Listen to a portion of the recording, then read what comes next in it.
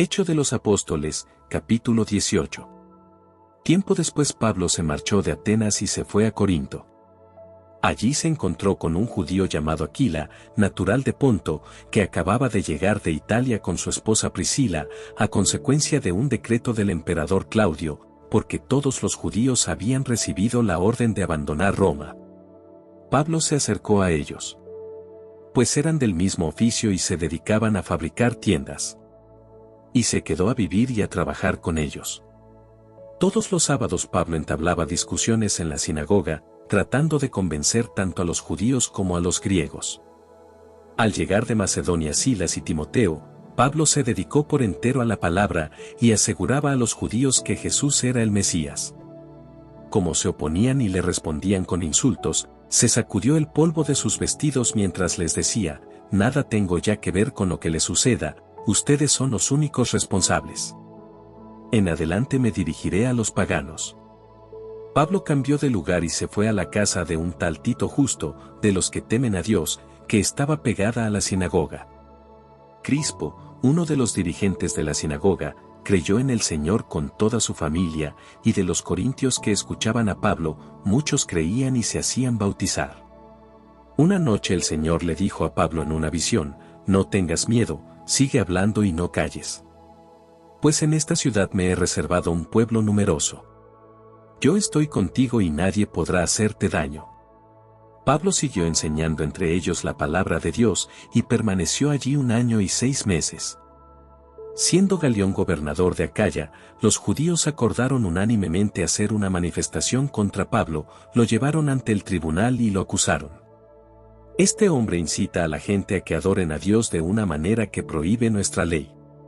Pablo iba a contestar, cuando Galión dijo a los judíos: «Judíos, si se tratara de una injusticia o de algún crimen, sería correcto que yo los escuchara. Pero como se trata de discusiones sobre mensajes, poderes superiores y sobre su ley, arréglense entre ustedes mismos. Yo no quiero ser juez de tales asuntos». Y los echó del tribunal. Entonces toda la chusma agarró a Sóstenes, que era un dirigente de la sinagoga, y empezaron a golpearlo delante del tribunal, pero Galión no se preocupó por tanto. Pablo se quedó en Corinto todavía por bastante tiempo.